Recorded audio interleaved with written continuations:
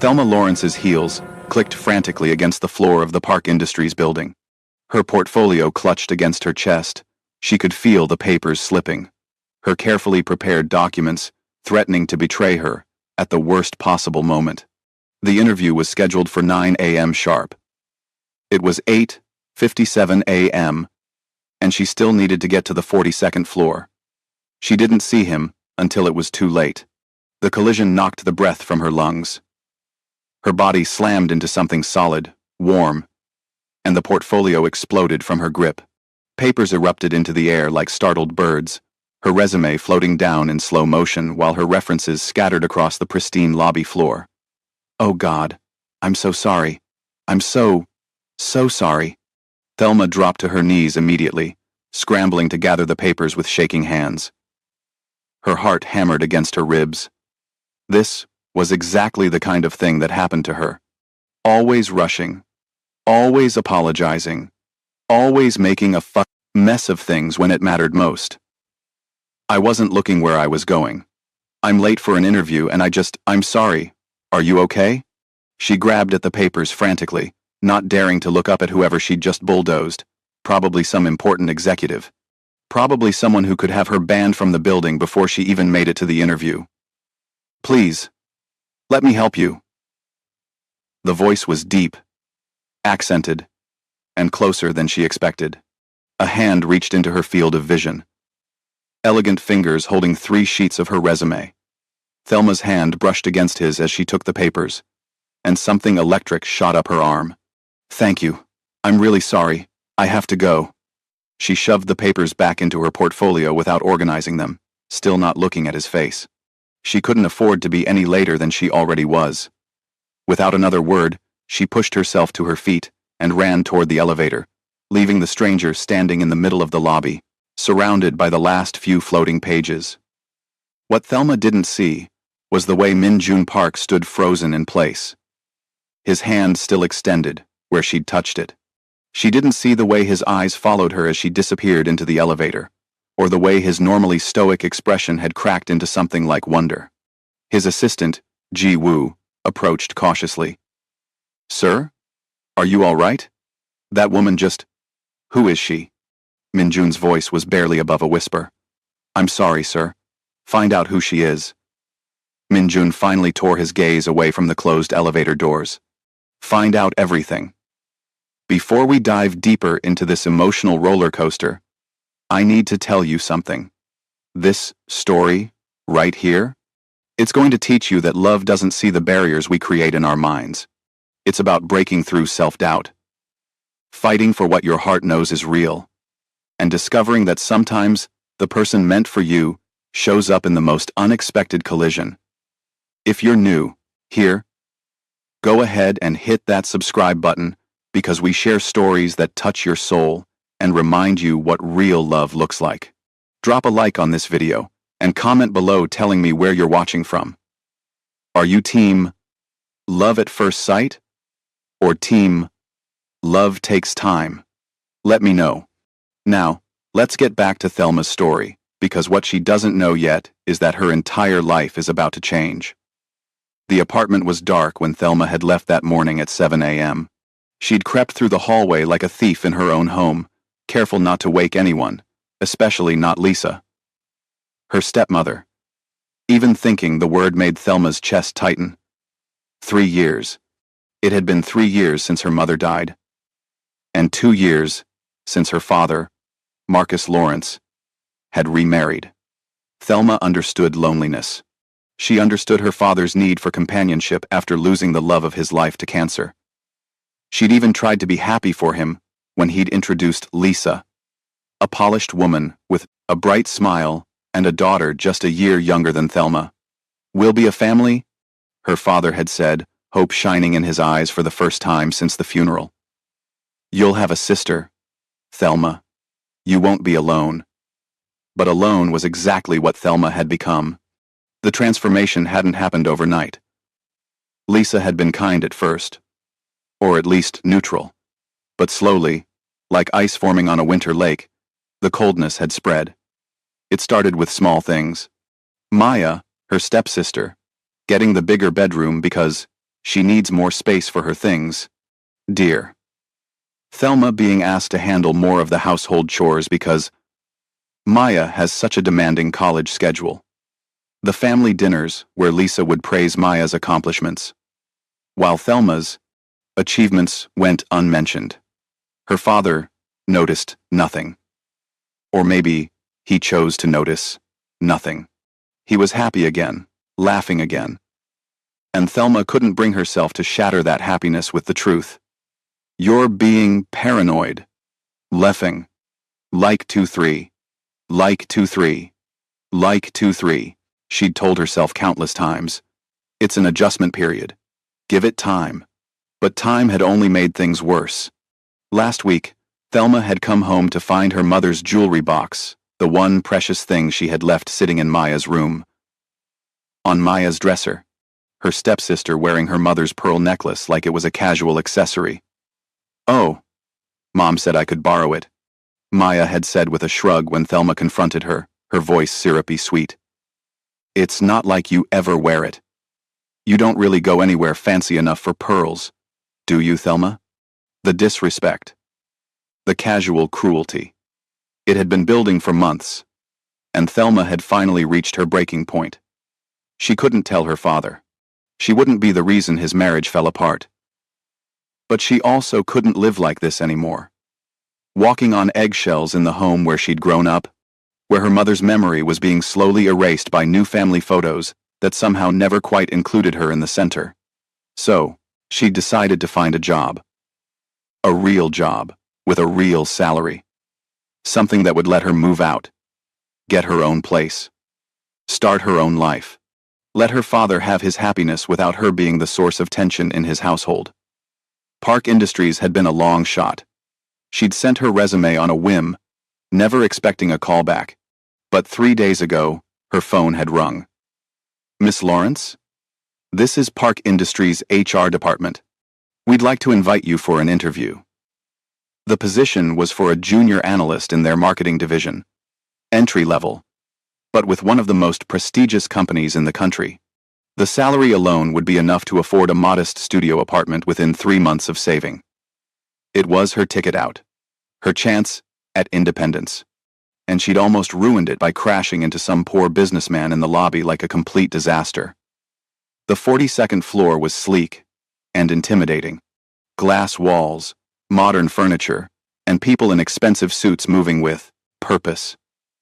Thelma smoothed down her blazer, suddenly aware of how off the rack it looked compared to the designer labels surrounding her. Her hair, which she'd carefully styled that morning, probably looked wild after her sprint through the lobby. A young woman with a tablet approached, her smile professional. Right this way, please. You're right on time. Relief flooded through her. Despite everything, she'd made it.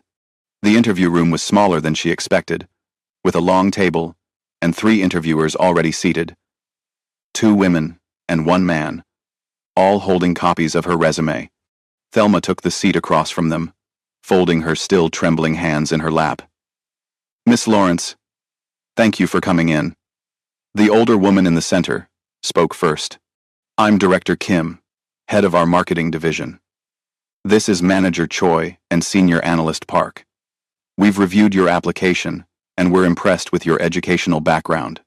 Can you tell us why you're interested in Park Industries? Thelma took a breath, channeling every ounce of confidence she'd been building for the past week. I've followed Park Industries campaigns for the past 3 years.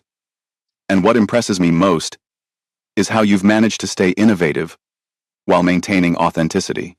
Your recent campaign for the sustainable fashion line didn't just market products. It started conversations. That's the kind of marketing that matters. Marketing that means something. Director Kim's expression softened slightly. Good sign. The interview continued. Questions flowing about her experience, her skills with various marketing platforms, her ability to work under pressure. Thelma answered each one with growing confidence. She was good at this. She knew marketing, understood consumer psychology, had spent countless nights studying case analyses and campaign strategies. She was holding her own. Then the door opened. Thelma's words died in her throat. The man from the lobby walked in, and this time she saw his face clearly. Sharp jawline, dark eyes that seemed to see through everything, black hair styled perfectly, despite their collision. He wore an expensive suit, and he moved with the kind of confidence that came from never having to question your place in the world. Mr. Park. Director Kim stood immediately, and the other interviewers followed suit. We weren't expecting you. I wanted to observe the final round of interviews personally. His voice was calm, authoritative. His eyes swept the room and landed on Thelma. Recognition flashed across his face. Then something else. Something that made Thelma's stomach flip. Please, continue. I'm just here to observe. He took a seat at the end of the table, his gaze never leaving Thelma's face. Thelma's mind raced. Mr. Park. This was Min-jun Park, the CEO, the heir to Park Industries' fortune, the man whose face appeared in business magazines and society pages, Korea's most eligible bachelor, the man she'd just body-slammed in the lobby like a linebacker. Her career was over before it had even started. Miss Lawrence? Director Kim's voice pulled her back. Are you all right? I won. Yes, I'm fine. Sorry. The question was about handling multiple projects simultaneously. Can you walk us through your process? Thelma forced her brain to function. She answered the question, then the next one, and the next. But she was painfully aware of Min-jun's presence, his dark eyes watching her every movement, every word. Was he angry about the collision? Was he about to have security escort her out? The interview concluded after what felt like both an eternity and mere seconds. Thank you, Miss Lawrence. We'll be in touch within the week. Director Kim shook her hand. Thelma nodded, gathered her portfolio, and moved toward the door. She had to pass directly by Min-jun's chair. As she did, she caught the faintest scent of his cologne, something expensive and cedar-tinged. Miss Lawrence. Voice stopped her. She turned slowly, meeting his eyes. I apologize for the collision earlier. I should have been watching where I was going. The other interviewers looked confused. Thelma's brain short-circuited. No, it was my fault. I was rushing and I wasn't. I hope you weren't hurt. There was something in his tone, something warm beneath the professional exterior, something that made her heart do a strange little skip. I'm fine. Thank you. She escaped before she could embarrass herself further. Min-jun stayed seated long after Thelma Lawrence had left the room, his mind replaying every word she'd spoken, every subtle expression that had crossed her face. She was terrified of him. That much was obvious. But underneath that fear had been something steel-strong, a determination that had kept her answering questions clearly, even when she was clearly rattled by his presence. Sir? Director Kim approached cautiously. What did you think of the candidates today? Miss Lawrence. Min-jun stood, smoothing his suit jacket. Hire her. Sir, she's qualified, but we have other candidates with more direct experience. Hire her. His tone left no room for argument. She's exactly what this division needs. Fresh perspective, authentic passion. Make the offer today. He left the room before Director Kim could question him further, because he couldn't explain his decision in any rational way.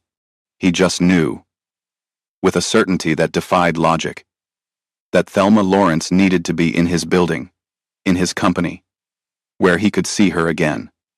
Number 3. 1. Ji-woo. He pulled out his phone as he walked toward his office. What did you find out about the woman from the lobby? Thelma Lawrence. Sir.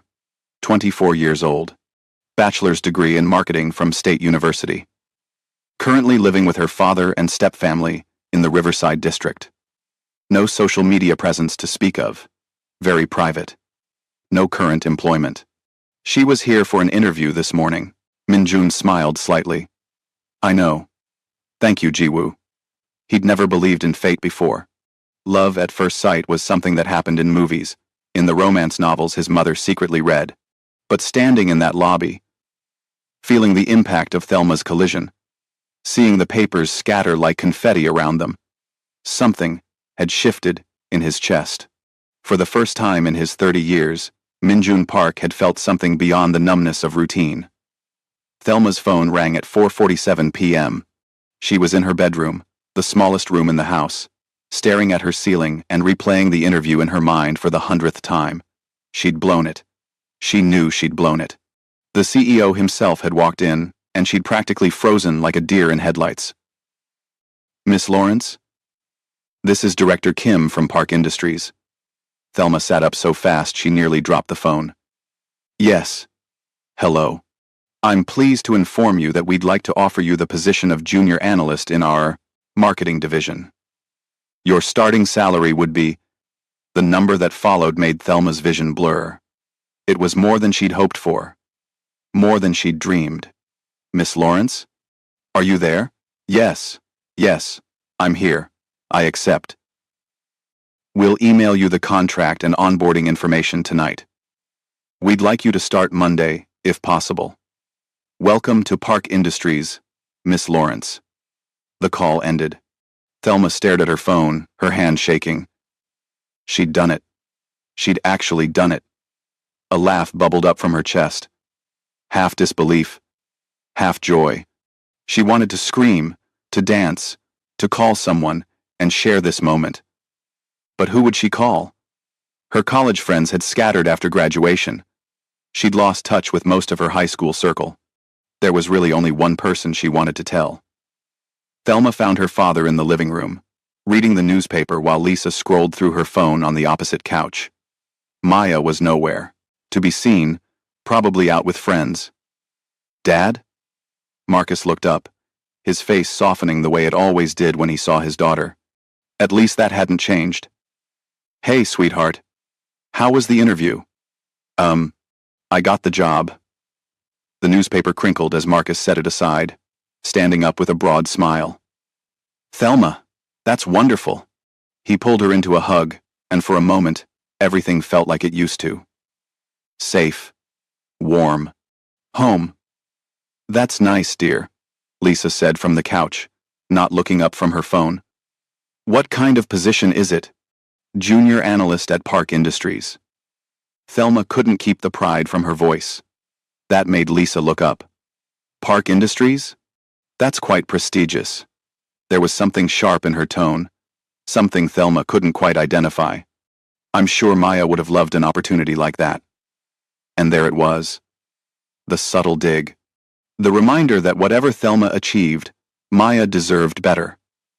Maya's focused on her influencer career. Marcus said, oblivious to the tension. "This is Thelma's moment. We should celebrate. How about I order from that Italian place you love?" "That sounds perfect, Dad." Thelma squeezed his hand, ignoring the way Lisa's expression had cooled. Later that night, after the celebration dinner where Lisa had spent the entire time talking about Maya's latest sponsored post, Thelma lay in bed and allowed herself to hope. 3 months of saving, maybe 4 to be safe, and she could afford her own place. A studio apartment, somewhere quiet. A space that was entirely hers, where she wouldn't have to navigate stepfamily dynamics or hide her mother's photos because they made Lisa uncomfortable. She could do this. She could build a life on her own terms. She just had to survive a few more months in this house. Monday morning arrived with a mix of anticipation and nerves that had Thelma awake before her alarm. She'd chosen her outfit carefully, a navy blazer, white blouse, and gray slacks. Professional, but not trying. Too hard. Her hair was pulled back in a neat bun, and she'd applied just enough makeup to look polished without being overdone. She looked like someone who belonged at Park Industries. At least, she hoped she did. The office was overwhelming in its sophistication. Glass-walled conference rooms, ergonomic workstations with multiple monitors, a break room that looked like something from a tech startup with its espresso machines and fresh fruit displays. Thelma's cubicle was small, but had a window view, which felt impossibly luxurious. "You must be Thelma." A young woman appeared beside her desk, bright-eyed and friendly. "I'm Sarah Chen, senior analyst. We'll be working together." She walked Thelma through the office layout, introduced her to what felt like 50 people whose names Thelma immediately forgot, and explained the current projects the marketing division was handling. "Don't worry, it seems like a lot now, but you'll get the hang of it quickly," Sarah assured her as they grabbed coffee from the break room. "Everyone here is pretty friendly, and the work is actually interesting. Plus, the benefits are insane. Full health coverage, gym membership, stock options. Sarah, have you seen the quarterly reports I sent over?" A man in his 30s approached, tablet in hand, then noticed Thelma. "Oh, you're the new junior analyst. Welcome aboard." "Thank you. I'm Thelma. Daniel Park. No relation to the CEO." Despite the name, he grinned. "Sarah's a good mentor. You're in capable hands." The morning passed in a blur of onboarding documents, password setups, and training modules. By lunch, Thelma's brain felt stuffed with information, but she was smiling. She could do this job. She was good at analysis, good at seeing patterns in consumer data. This was exactly what she'd trained for. She was heading back from lunch with Sarah when she saw him. Min-jun Park stood in the hallway. Outside, conference room, deep in conversation with two executives. He was even more striking in natural light, his profile sharp and commanding. As if sensing her stare, his head turned. Their eyes met. Thelma quickly looked away, her face heating. She hurried past with Sarah, very aware that he'd tracked her movement down the entire hallway. "The CEOs, hardly ever on this floor," Sarah murmured once they were safely back at their desks. "Wonder what brought him down here today." Thelma wondered the same thing. It became a pattern. Rue. Over the next 2 weeks, Thelma settled into her role at Park Industries. She excelled at the analytical work, impressed Director Kim with her insights on a campaign targeting younger demographics, and formed genuine friendships with Sarah and a few other colleagues. But Min-jun Park appeared with increasing frequency. He'd show up at departmental meetings that the CEO had never historically attended. He'd walk through their floor, ostensibly checking on various projects, but his path always seemed to take him past Thelma's desk. Once, he'd brought coffee to a morning briefing, expensive lattes from the artisan shop 2 blocks away, and had personally handed Thelma hers with a quiet, "Good morning, Miss Lawrence." The office was starting to notice. "Girl, the CEO has been on our floor more in the past 2 weeks than in the entire year I've worked here," Sarah whispered during a break. "And he keeps looking at you. Tell me you've noticed. You're imagining things." Thelma kept her eyes on her computer screen. "I am not imagining things. Half the office is gossiping about it." Apparently, he's never shown interest in anyone before. Like, ever. He's turned down celebrities, business heiresses, women who make Victoria's Secret models look plain. But he's bringing you coffee. He handed you yours personally and said your name. He didn't even make eye contact with the rest of us. Thelma's heart was doing that strange, fluttering thing again. She wanted to dismiss it, to chalk it up to coincidence or professional courtesy. But there was something in the way Min-jun looked at her, something intense and focused that made her feel seen in a way she'd never experienced before. It was terrifying. Men like Min-jun Park didn't look at women like Thelma Lawrence. He was a billionaire CEO from one of Korea's most powerful families. She was a girl from Riverside who'd grown up in a modest middle-class home and was currently sleeping in the smallest bedroom of a house where she wasn't wanted.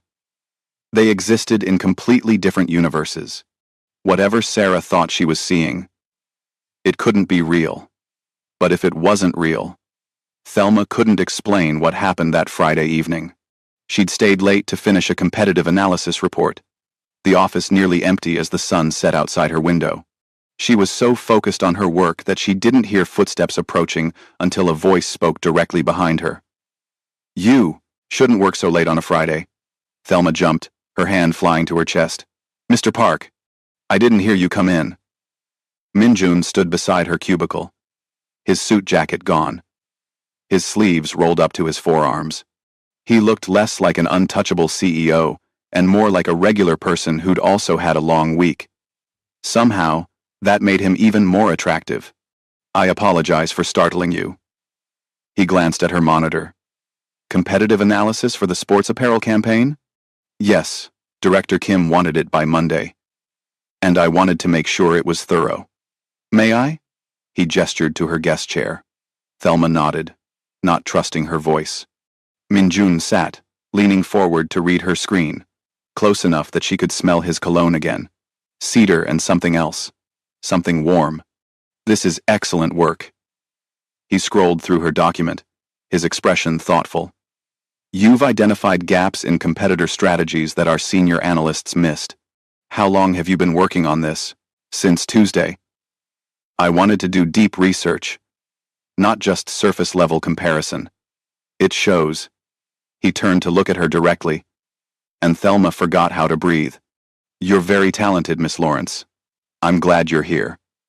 There was weight to those last words, multiple meanings layered beneath the surface. Thank you, Mr. Park. That means a lot.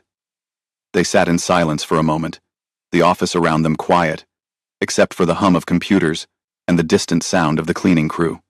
Can I ask you something? Minjun's voice was softer now, less CEO and more human. Of course. That first day, when we collided in the lobby, you were upset and stressed. Was it just because you were late, or was there something else? The question was so unexpected and personal that Thelma found herself answering honestly. Both, I guess. I needed this job. Not just wanted it. Needed it. And I thought I'd blown my chance by crashing into someone and making a complete fool of myself. You didn't make a fool of yourself. You were authentic, rushed, and real, and completely yourself. He paused. Do you know how rare that is? In my world, everyone wears a mask. Everyone has an agenda. But you just apologized and ran off to chase what mattered to you. I found that remarkable. Thelma's throat tightened. I'm not remarkable. I'm just trying to build a life. Why do you need this job so badly? The question should have felt invasive, but something in his tone made it feel like genuine concern. Thelma found herself wanting to answer, wanting to share the weight she'd been carrying alone. My mom died 3 years ago. Cancer. It was fast and horrible. And when she was gone, the house felt empty, even though my dad and I were still in it. She stared at her hands. Dad remarried 2 years ago. He needed companionship, needed to not be alone. I understood that. But his new wife has a daughter, and I don't fit in that picture anymore. It's not a home, it's just a house, where I sleep.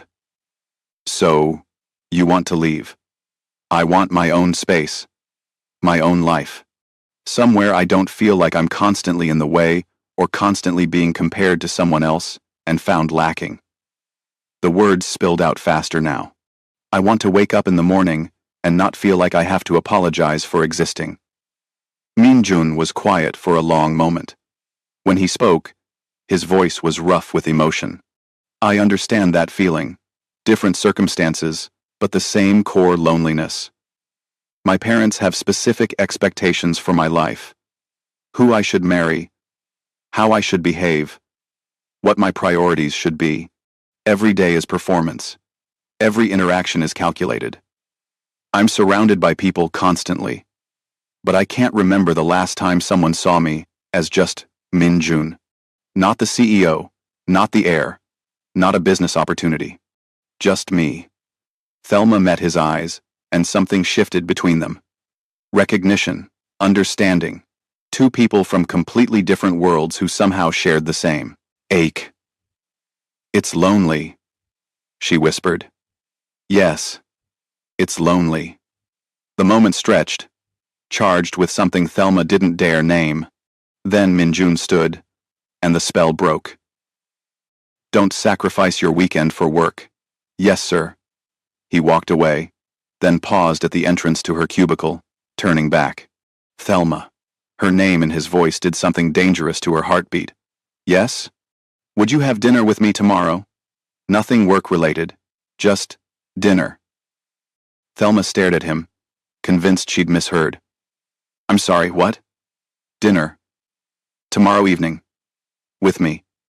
A small smile tugged at his lips. I'd really like to get to know you better, outside of this office, as two people who understand what it's like to feel alone in a crowded room. This couldn't be happening. This didn't happen to people like her. Mr. Park. I don't think. Minjun. When it's just us, it's Minjun. Minjun. His name felt foreign and thrilling on her tongue. Why would you want to have dinner with me? You could have dinner with anyone. Models, celebrities, women who actually belong in your world. His expression turned serious. Because I haven't stopped thinking about you since you crashed into me 3 weeks ago. Because you're the first person in years who's made me feel something beyond the numbness. Because when you talk, I want to listen. And because I think you might understand me in ways that no one in my world ever could. Thelma's defenses crumbled under the raw honesty in his voice. This is crazy, she said softly. Probably. People will talk. Let them. I don't know how to be around someone like you. Then, be around me. Like you'd be around anyone else. Just Thelma and Minjun. No titles. Expectations. Just dinner. She should say no. Every logical part of her brain screamed to say no. But her heart, the part that had been lonely for so long, whispered, yes. Okay, she heard herself say. Dinner. Tomorrow. The smile that broke across Minjun's face transformed him completely, making him look younger, lighter, almost boyish. I'll pick you up at 7. Send your address to my assistant, Ji-woo. He'll coordinate with you. He left before Thelma could change her mind, and she sat alone in her cubicle, staring at nothing, wondering what she'd just agreed to. Her phone buzzed. A text from an unknown number. I'm very glad you said yes, Minjun. Thelma saved his number with shaking hands, a smile spreading across her face despite all her fears. Maybe, just maybe, she was allowed to have something good. Something just for herself. Home was chaos. Thelma walked through the front door to find Maya sprawled on the living room couch, scrolling through her phone and laughing at something on the screen. Lisa was in the kitchen, cooking dinner, and her father was in his study. Normal. Everything looked normal. You're home late again, Lisa commented as Thelma headed toward her room. You know, when you live under someone's roof, it's courteous to let them know your schedule. I let Dad know I'd be working late. Thelma kept her voice neutral. Still. Lisa's smile was tight. It would be nice if you contributed more to the household. Maya helps me with dinner preparation. You're never around.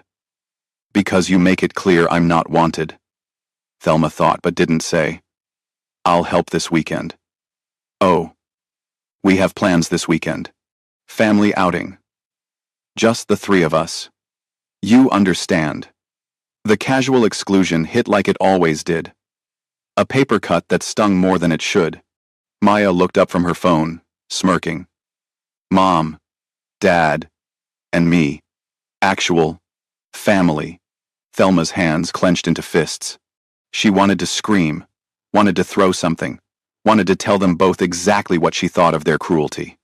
But her father's study door was open, and she could hear him humming while he worked, happy and oblivious. She wouldn't ruin that. She couldn't. Have fun.